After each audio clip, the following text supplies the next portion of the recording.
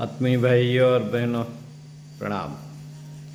पुस्तक युग की मांग प्रतिभा पुरस्कार भाग 1, लेखक पंडित श्री राम शर्मा आचार्य, क्रांतधर्मी युग साहित्य KD 3 से पढ़कर सुनाते हैं आपको भाग 1।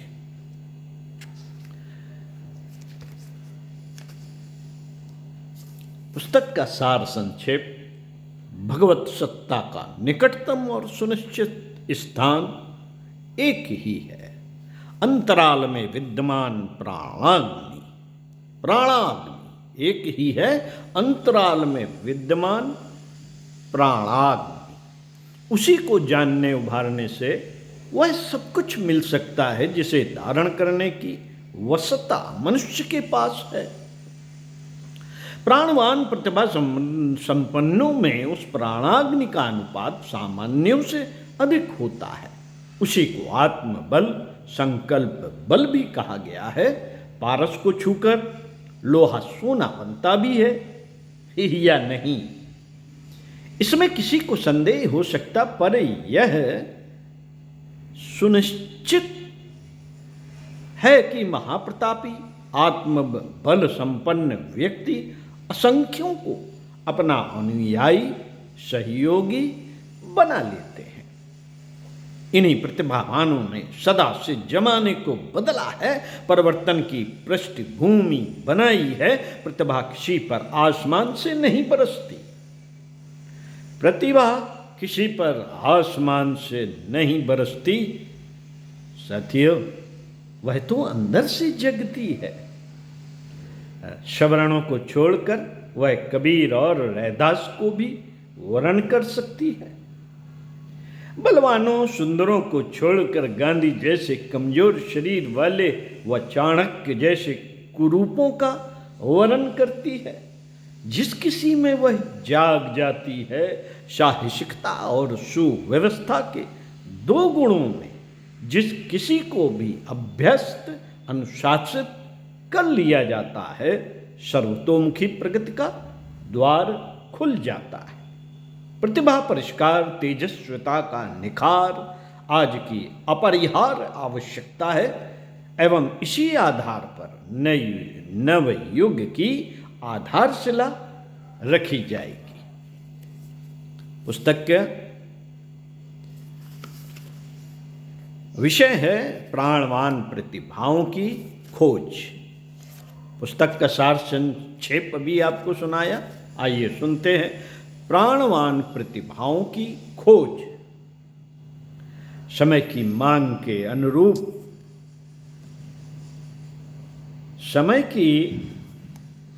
के अनुरूप दो दबाव इन दिनों निरंतर बढ़ते जा रहे हैं।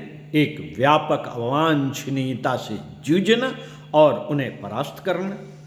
दूसरा है नवयुग की सृजन व्यवस्था को कार्यान्वित करने की समर्थता। निजी और छोटे क्षेत्र में भी यह दोनों कार्य अति कठिन पड़ते हैं। फिर जहां देश, समाज या विश्व का प्रश्न है, वहां तो कठिनाई का अनुपात असाधारण होगा ही। प्रगति पथ पर अग्रसर होने के लिए तदनुरूप योग्यता एवं कर्मनिष्ठा उत्पन्न करनी पड़ती है, साधन जुटाने पड़ते हैं। इनके बिना सामान्य स्थिति में रहते हुए किसी प्रकार दिन काटते ही बन पड़ता है। इसी प्रकार कठिनाइयों से जूझने, अड़चनों को निरस्त करने और मार्ग रोक कर बैठे हुए अवरोधों को किसी प्रकार हटाने के लिए समुचित साहस, शौर्य और सूझबूझ का परिचय देना पड़ता है। अनेकों समस्याएं और कठिनाइयां आए दिन त्रास और संकट भरी परिस्थितियां बनी रहती हैं।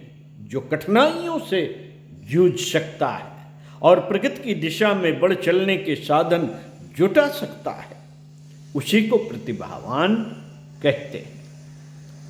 मित्रों, प्रतिभा की निजी जीवन की विकास में निरंतर आवश्यकता पड़ती है और अवरोधों को निरस्त करने में भी जो आगे बढ़े, ऊंचे उठे हैं, उन्हें यह दोनों ही सरंजाम जुटाने पड़े हैं, उत्कर्ष की सूझबूझ और कठिनाइयों से लड़ सकने की हिम्मत। इन दोनों के बिना उन्नतशील जीवन जी सकना संभव नहीं होता। फिर सामुदायिक सार्वजनिक क्षेत्र में सुव्यवस्था बनाने के लिए और भी अधिक प्रखरता चाहिए। यह विशाल क्षेत्र आवश्यकताओं और गुत्थियों की दृष्टि से तो और भी बढ़ा चढ़ा होता है। मनुष्यों की आकृति प्रकृति तो एक जैसी होती है, पर उनके स्तरों में भारी भिन्नता पाई जाती है। हीन स्तर के लोग परावलंबी होते हैं, वे आंखें बंद करके दूसरों के पीछे चलते हैं। औचित्य कहाँ है, इसकी विवेचना बुद्धि इनमें नहीं के बराबर होती। वे साधनों के लिए, मार्गदर्शन के लिए दूसरों पर निर्भर रहते हैं, यहाँ तक कि जीवनोपयोगी साधन तक अपनी स्वतंत्र चेतना के बलबूते जुटा नहीं पाते। उनके उत्थान पतन का निमित्त कारण दूसरे ही बने रहते हैं। यह परजीवी वर्ग ही मनुष्यों में बहुलता के साथ पाया जाता है। अनुकरण और आश्रय ही उनके स्वभाव के अंग बनकर रहते हैं।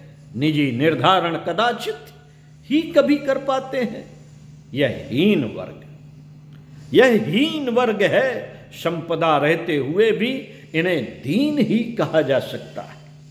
दूसरा वर्ग वह है जो समझदार होते हुए भी संकीर्ण स्वार्थपरता में घिरा रहता है। योग्यता और तत्परता जैसी विशेषताएं होते हुए भी उन्हें मात्र लोभ, मोह, अहंकार की पूर्ति के लिए ही नियोजित किए रहते हैं। उनकी नीत अपने मतलब से मतलब रखने की होती है। आदर्श उन्हें प्रभावित नहीं करते। कृपणता और कायरता के दबाव से वे पुण्य परमार्थ की बात तो सोच ही नहीं पाते। अवसर मिलने पर अनुचित कर बैठने से भी नहीं चूकते।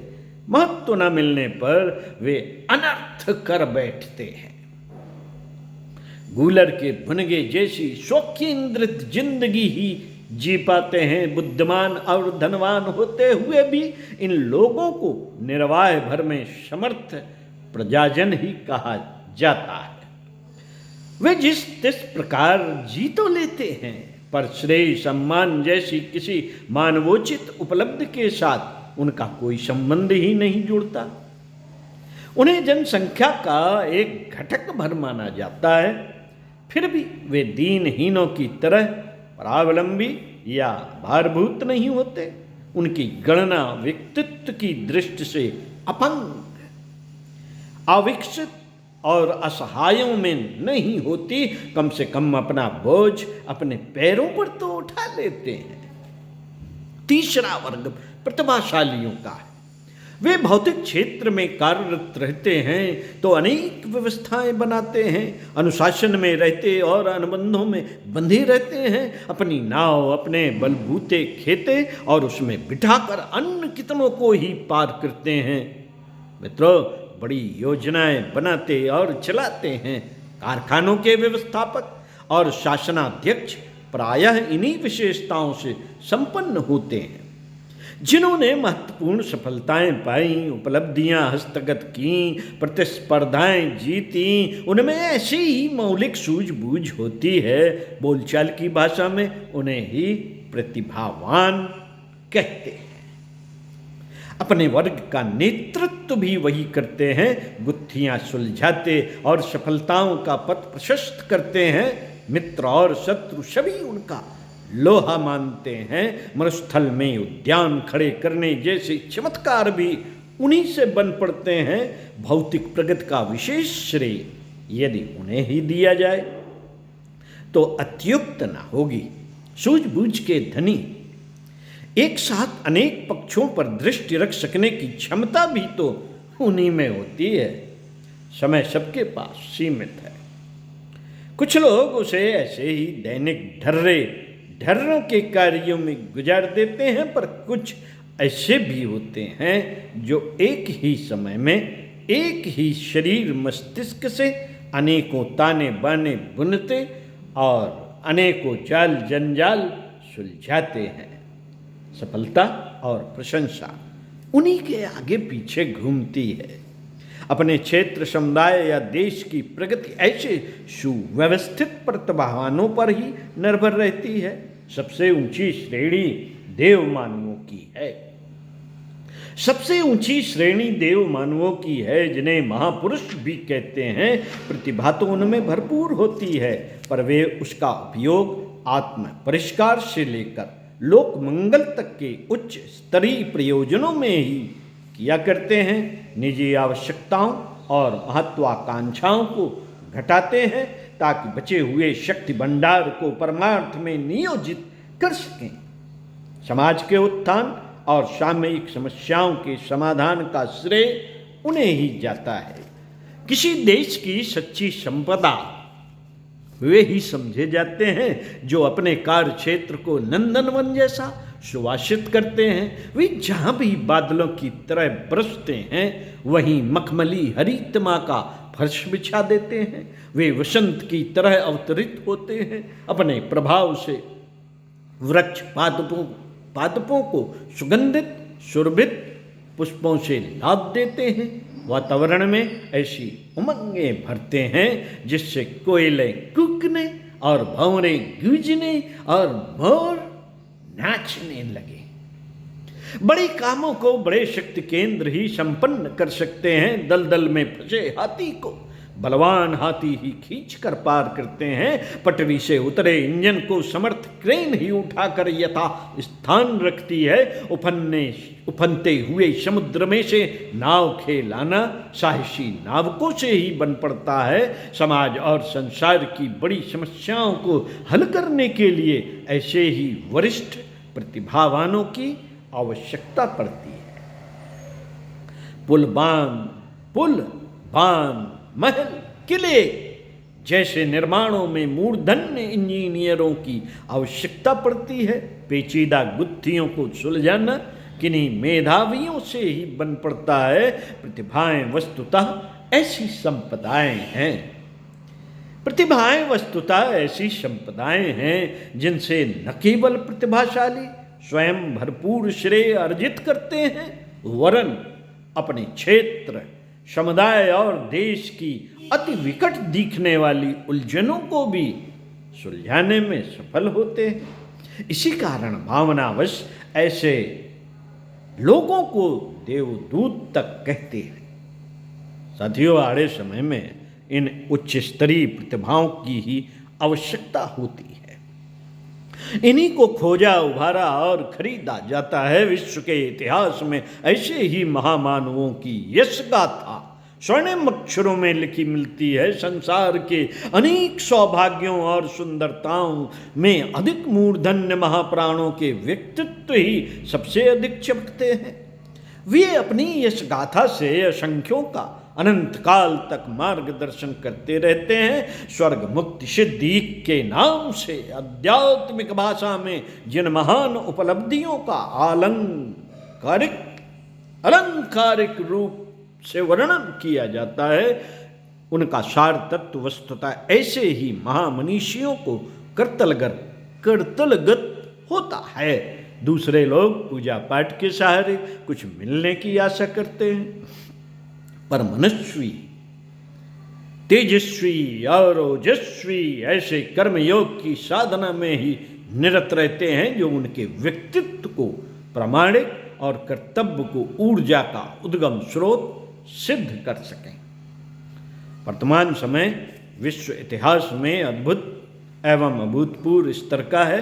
इसमें एक ओर महाविनाश का भयंकर तूफान अपनी प्रचंडता का परिचय दे रहा है, तो दूसरी ओर सतयुगी नवनिर्माण की उमंगें भी उछल रही है। विनाश और विकास एक दूसरे के प्रति द्वंद्वी हैं, तो भी उनका एक ही समय में अपनी अपनी दिशा में चल सकना संभव है।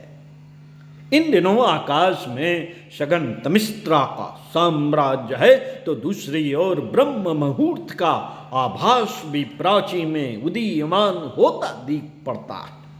इन दोनों के समन्वय को देखते हुए ही अपना समय युग संधि का समय माना गया है। ऐसे अवसरों पर किन्हीं प्रखर प्राणवानों को ही अपनी सही भूमिका निभानी पड़ती है।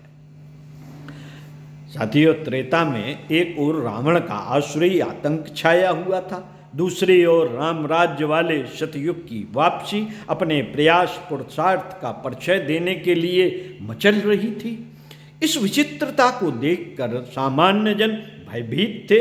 राम के साथ लड़ने के लिए उन दिनों के एक भी राजा की शासकीय सेनाएं आगे बढ़कर नहीं आई।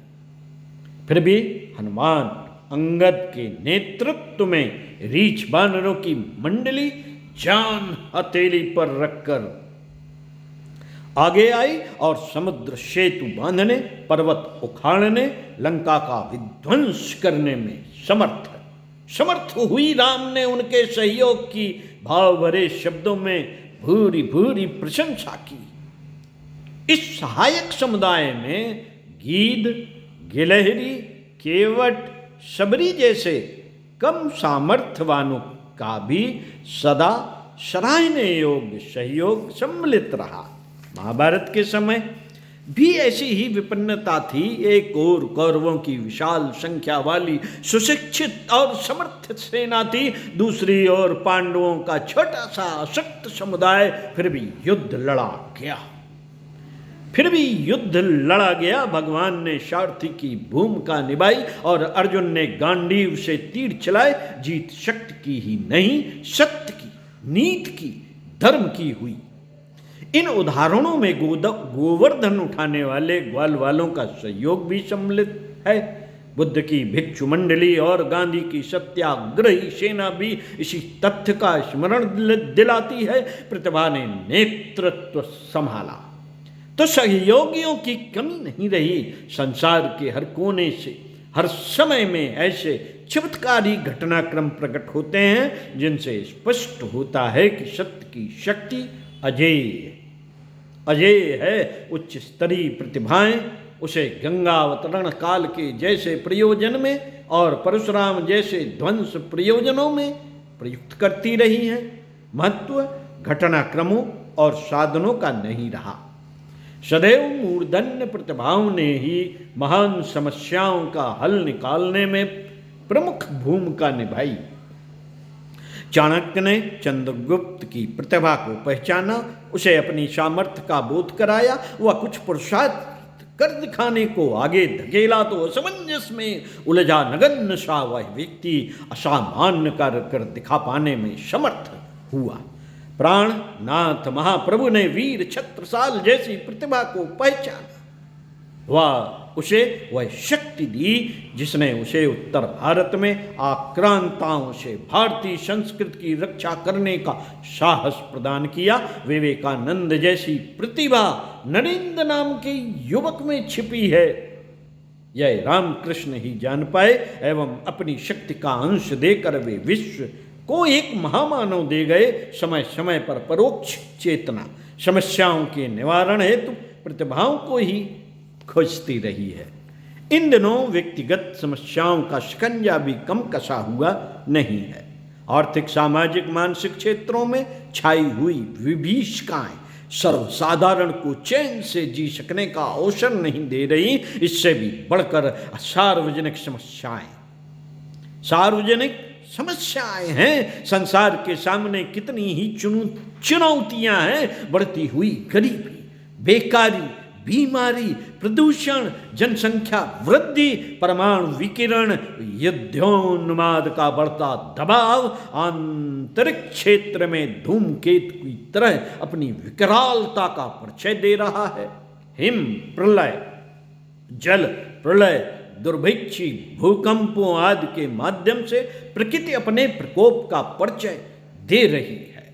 मनुष्य की बौद्धिक भ्रष्टता और व्यावहारिक दुष्टता से वह भी तो कम अप्रसन्न नहीं है। भविष्यवक्ता इन दिनों की विनाश विभीषिकाओं की संभावनाओं की जानकारी अनेक स्तरों पर देते रहे हैं। दिखता है कि वह महाविनाश कहीं अगले दिनों घटित ही तो होने नहीं जा रहा। प्रश्न। पक्ष दूसरा भी है कि 21वीं सदी की ऐसी सुखद संभावना जिसे सतयुग की वापसी कहा जा सके, इन दोनों ही प्रयोजनों में आवश्यक मानवीय भूमिका का समावेश होना अनिवार्य रूप से आवश्यक है। इस कार्य को मूर्धन्य प्रतिभाएं ही संपन्न कर सकेंगी। ईश्वर धर्म का संरक्षण और अधर्म के विनाश का काम तो करता है, पर अदृश्य प्रेरणा का परिवहन तो शरीरधारी महामानव ही करते हैं। आज उन्हीं की खोज है, उन्हीं को आकुल व्याकुल होकर ढूंढा जा रहा है। दीनहीन और प्रेत प्रजनन में निरत तो असंख्य प्रजाजन सर्वत्र बिखरे पड़े हैं, पर वे तो अपने भार से ही दबे हैं, अपनी ही लाश ढह रहे हैं। युग परिवर्तन जैसे सृजन और ध्वंस के महान प्रयोजन की पूर्ति के लिए प्राणवानों की आवश्यकता है। गोताखोर उन्हीं को इस खारे समुद्र में से मणिमुक्तकों की तरह ढूंढ निकालने में लगे हुए हैं। साथियों, इसी पुस्तक के पृष्ठ 10 से पढ़कर सुनाई के अगले वीडियो में विशिष्टता का नए सिरे से उभार। ओम शांति।